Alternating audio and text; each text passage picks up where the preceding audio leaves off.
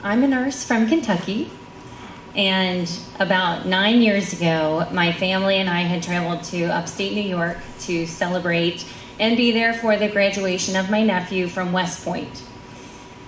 And this was our last day there, and my sister and I are in a rental car together, and we are running extremely late. And I am super irritated with my sister because she is the reason that we are running extremely late.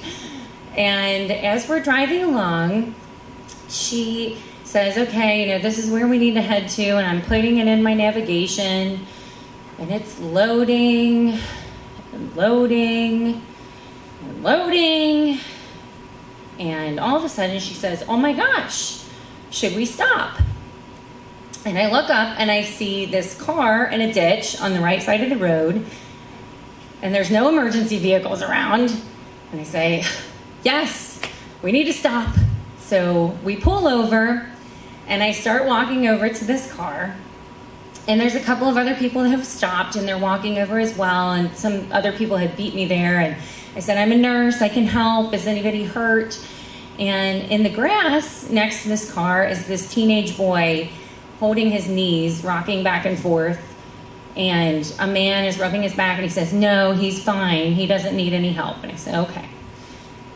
So I start to turn, and out of the corner of my eye, I see a man lying in the field about 50 feet away from me, and about 50 feet away from him is a motorcycle on its side, laying in the middle of the field as well. Oh crap. So I run over to the man, and I look down, and he's lying there. He's got a motorcycle helmet on, and his left arm is completely gone. And his left leg is basically a mangled ball of flesh with a boot somewhere in there, and a femur bone sticking out of the middle of his jeans on the left side.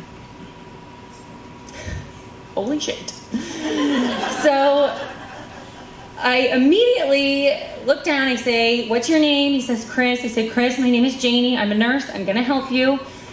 And I'm thinking of these sweatpants that I had brought in my bag for a tourniquet, and I run back to the car, and I'm banging on the trunk of the car, and I say, open the trunk, and my sister opens the trunk, and I'm looking for these sweatpants, and I'm throwing clothes behind me, and I'm opening my bags, and she's going, what is going on? I said, don't go down there. I need my sweatpants. I need something to tie with. And I can't find these stupid sweatpants. But I find this pair of shorts that has a drawstring as well. And I was like, oh, okay. So I run back down with these shorts. And I try to pull the string out, and it's sewn in. I'm like, really? So I say, Chris, I'm going to tie something on your arm. It's going to be really, really tight. You're going to feel this on your left arm. And I go above this spot that's kind of this like exposed deltoid muscle, and I pull it really tightly and get this tied off with the shorts attached because they can't come off. And I look down and I realize his leg is profusely bleeding still, and I'm going to have to tie this leg off. So I run back to the car, and my sister, who is pacing and chain smoking, because this is just not her thing, is standing there, and I said, I need something else to tie with. And she goes, would a shoestring work? And I said, yeah, that would work. And with one foul swoop, she pulls the shoestring out of her tennis shoe and hands it to me.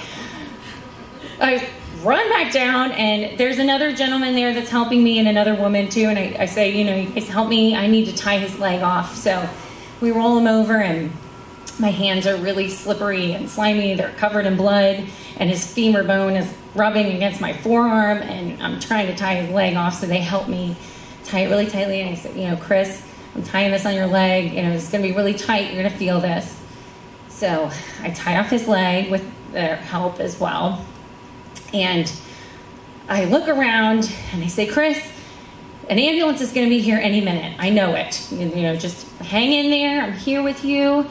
And I look at his face, and he is pale, and he's sweaty, and his eyes are rolling back in his head. And I'm just like, I need an IV, and I need oxygen, and I need something to help this man with. I just need anything. And I see a police car pull up, and so I run to the police car. I said, do you have an IV? Do you have oxygen? Do you have anything? And they say, no, we don't have that. I said, okay, so I run back down, and then I see a fire responder car come up, and I run to that. Do you have an IV? Do you have oxygen? Do you have anything with you? No, ma'am, we don't have that.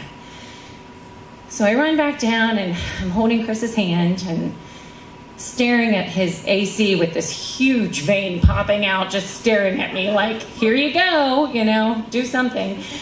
And I'm like, it's going to be okay, Chris. Just please take big, deep breaths with me. Take big, deep breaths. And he says, is my mom here? Did you see my brother? And I'm like, nope, they're not here. You are not seeing ghosts. We are not doing that right now. Nobody is crumping on me. I've got nothing to save you with.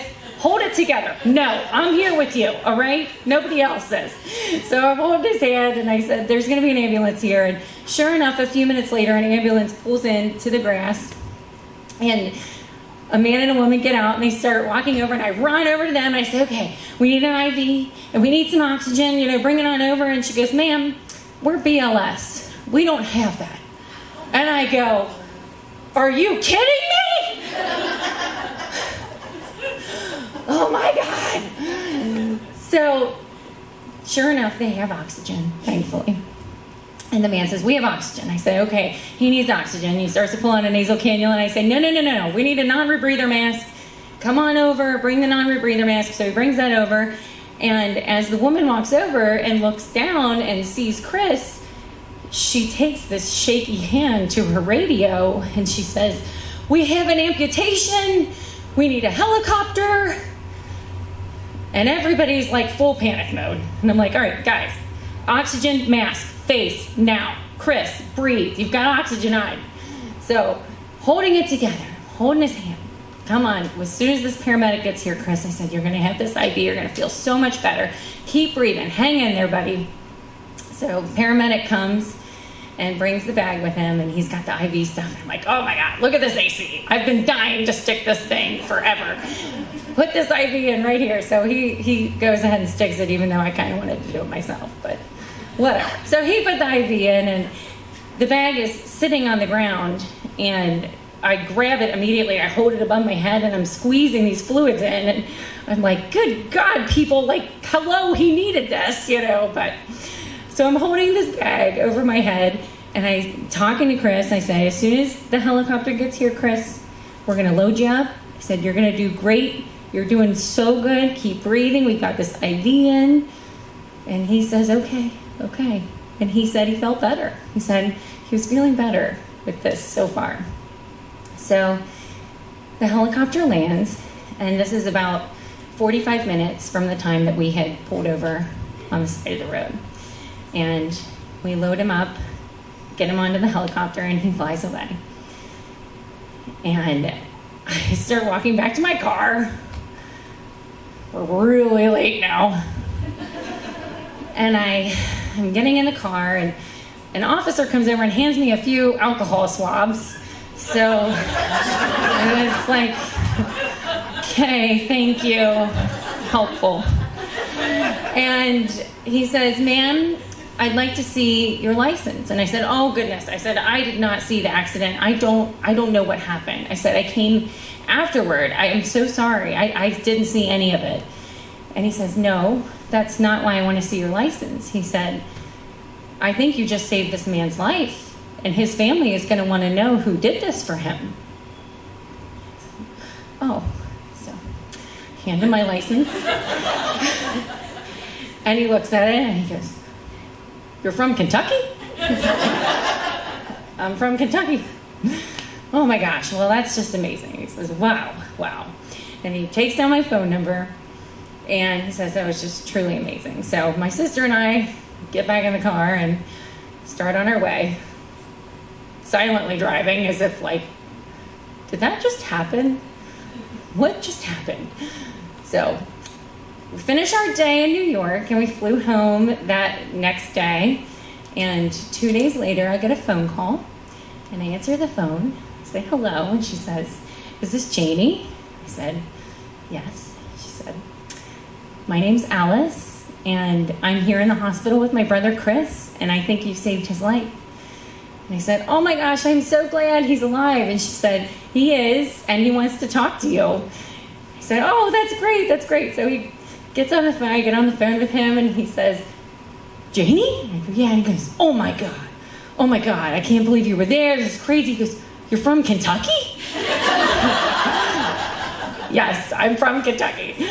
So Chris did great, and he now has a prosthetic left arm and a prosthetic left leg. He loves his family fiercely. He is just a ray of light all the time. So inspirational. He owns a lawn care business and does landscaping with one arm and one leg. I don't know how he does it. I just truly love him. He's one of my very good friends. We talk every few weeks or a few months, depending on what's going on in our lives. And he calls me his earth angel, which is so sweet. But really, I'm just a nurse from Kentucky.